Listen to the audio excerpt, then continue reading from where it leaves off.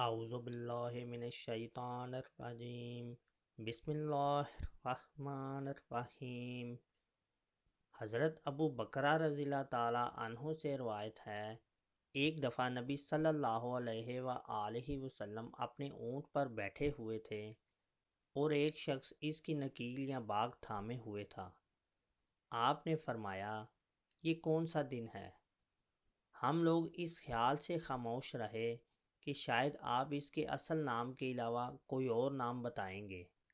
آپ نے فرمایا، یہ قربانی کا دن نہیں۔ ہم نے عرض کیا، کیوں نہیں؟ پھر آپ نے فرمایا، یہ کون سا مہینہ ہے؟ ہم پھر اس خیال سے چپ رہے کہ شاید آپ اس کا کوئی اور نام رکھیں گے۔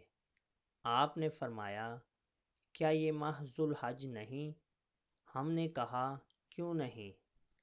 تب آپ نے فرمایا، تمہارے خون، تمہارے مال اور تمہاری آبروئیں ایک دوسرے پر اسی طرح حرام ہیں جیسا کہ تمہارے ہاں اس شہر اور اس مہینے میں اس دن کی حرمت ہے۔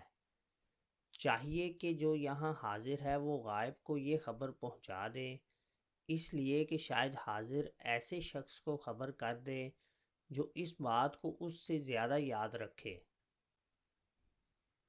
دوستو، حدیث مبارکہ دوسرے لوگوں کو شیئر کر کے ان کے علم میں بھی اضافہ کیجیے اور چینل سبسکرائب بھی کر دیجیے۔ جزاک اللہ۔